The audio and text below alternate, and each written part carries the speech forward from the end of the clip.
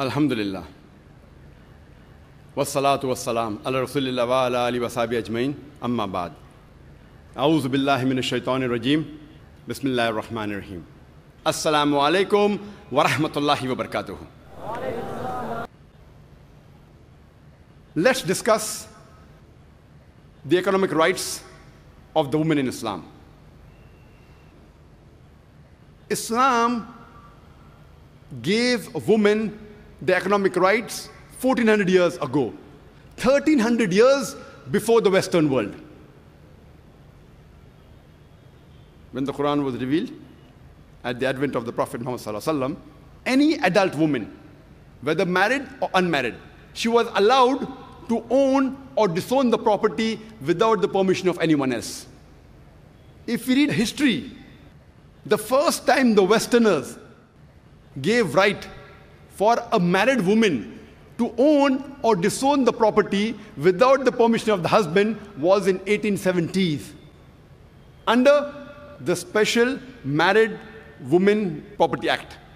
And this Special Women's Marriage Property Act was further revised in 1882 and 1897. Imagine, Islam gave rights to the woman to own or disown 1300 years before the Western world. In Islam, a woman is financially more secured. Before she is married, it is the duty of her father and her brother. And after she is married, it's the duty of her husband and her son to look after her financial aspects, lodging, boarding, clothing, and all of the financial aspects. She need not work for a living. Financially, a woman is secured. It is the duty of the man in the house to earn the living. The financial burden is put on the shoulders of the men in Islam. But if both the ends don't meet, and the woman wants to work, she can work as long as it is within the purview of the Islamic Sharia. She maintains the hijab, and she follows the Quran and Sahih Hadith, because there's no verse in the Quran which prohibits a woman to work as long as it is not against the Quran and the Sahih Hadith. There are many professions which are prohibited for the woman. Those professions which exhibit the body, for example, modeling, acting, dancing, all these professions, they are haram for the woman. It's prohibited. Furthermore, there are many professions which are prohibited for the women as well as the men. For example, working in alcoholic bars, working in gambling den, doing dishonest business, cheating, bribing, all these are prohibited for both men and women. There are many professions which are noble, and we want the woman to do. There are some professions which if the women want both the ends to meet, they can do. For example, they can do cooking at home, pottery, weaving, knitting. They can work in places which have got segregation of sexes, where the modesty is protected, where the hijab is maintained. They can take up noble professions such as teaching. They can become nurses and doctors. If I want my wife, my mother, my daughter to maintain a hijab but natural, we should make our women folk, some of them as doctors. But if we analyze in Islam, the woman is financially secured. She need not work for a living. It's the duty of the man to look after the financial burden. Before she's married, as I mentioned, it's the duty of the father and the brother. And after she's married, it's the duty of the husband and the son to look after her lodging, boarding, clothing, and all financial aspects. She need not work. But if she works, and if that work is within the purview of the Islamic Sharia, then whatever she earns, she need not spend on the family. She can keep it for herself. That's her right. But if she wants to take part and help in the financial aspects, she can. But no one can force her. In Islam, during marriage, the woman is on the receiving end. The Quran says in Surah Nisa, chapter number 4, verse number 4, وَاتُ النِّسَاءَ صَدُقَاتِهِنَّ نِحْلًا, that give to the woman in marriage a dower as a gift. In Islam, Mahr, that is a marital gift, is compulsory for a marriage to solemnize. Without mahr, a marriage cannot solemnize in Islam. In Indian culture, where we live, it is the opposite. It is the woman who gives dowry to the would-be husband. In Islam, it's opposite. It is the man who gives to the would-be wife mahr, a marital gift, a dower. But unfortunately, in the Muslim society, many of us have made it as a joke. You know, in India, we keep mahr as 786 rupees. You can't even buy a pair of shoes with 786 rupees. And for namesake, they keep 2,000 rupees or 19 miskal. You know, saying that the Prophet kept 19 miskal as mahr. If you have the same wealth as the Prophet and Hazrat Ali, may Allah be pleased with him, and if you give 19 miskal, 19 miskal good, you may be having 10 times, 100 times more wealth than what the Prophet had, and Hazrat Ali, may Allah be pleased with him, and you want to give 19, you have to give 190, 1900 miskal if you want to follow the Prophet. They spend on the weddings lavishly. They may keep the nikah in the mosque for namesake, but a walima on a big ground, spending lakhs of rupees, millions of rupees, and they want to keep a mahr as 786. They want to make a mockery of Islam. The Indian culture, unfortunately, some of the Muslims, they are being influenced by the Indian culture. You know, in Indian culture, it is the woman that gives the dowry to the would-be husband. And you know, depending upon the market, if you want to marry a graduate, you may have to give 5 lakh rupees, 500,000 rupees. If you want to marry an engineer, you have to give 10 lakh rupees, 1 million rupees. If you have to marry a doctor, you may have to give 50 lakh rupees, 5 million rupees, as though herds and cattle are being sold in the marketplaces.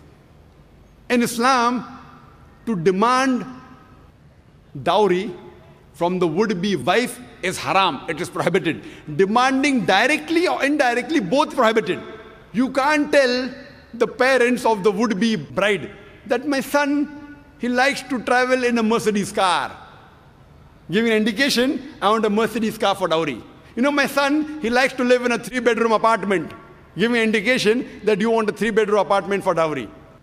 Demanding dowry directly or indirectly is prohibited in Islam. If willingly, if the parents of the girl, the bride, want to give some gift to the daughter, there's no problem. But you cannot force or cannot ask or request directly or indirectly. It is prohibited in Islam.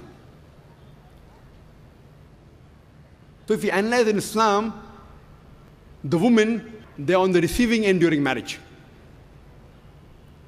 And furthermore, irrespective, the woman may be very rich. The wife may be very rich or she may be poor.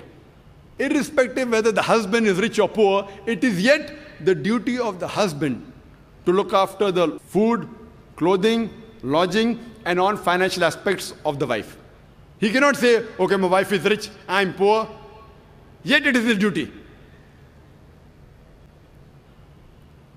Furthermore, just in case, if divorce takes place, or if a woman gets widowed, she gets maintenance for the iddah period, for the waiting period.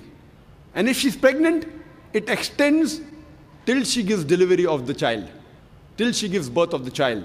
And if the child is born, she even gets financial support till the child grows up.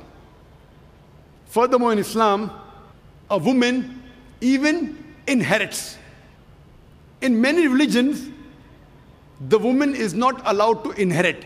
She does not have any share in the property left behind by her family members. But in Islam, the woman inherits. There are on many occasions where non-Muslims, they object and they say, fine, in Islam women do inherit, but why do they inherit half? Trying to say that Islam subjugates the woman. But if you analyze the logic behind it, you'll understand the wisdom of Allah subhanahu wa ta'ala, of our Creator, Almighty God. As I mentioned a few minutes earlier, in Islam, it is the man who bears the financial burden. Before woman is married, it is the father and the brother. After she's married, it is the husband and the son who looks after her lodging, boarding, clothing, and all financial aspects. If you read the Quran, the inheritance is given in several places.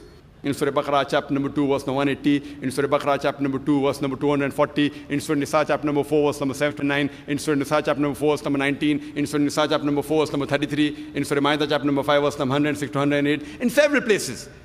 But the most specific share division is given in Surah Nisa, chapter number 4, verse number 11 and 12. Where it says that Allah subhanahu wa ta'ala has ordained that in what you leave your wealth for your children, the sons get double the share of the daughters. If only daughters, 2 or more, they share into third. If only one, she gets half. The verse continues. In what you leave for your parents, each get 1/6 if you have children. The mother gets 1/3 if there are no children. And the verse continues.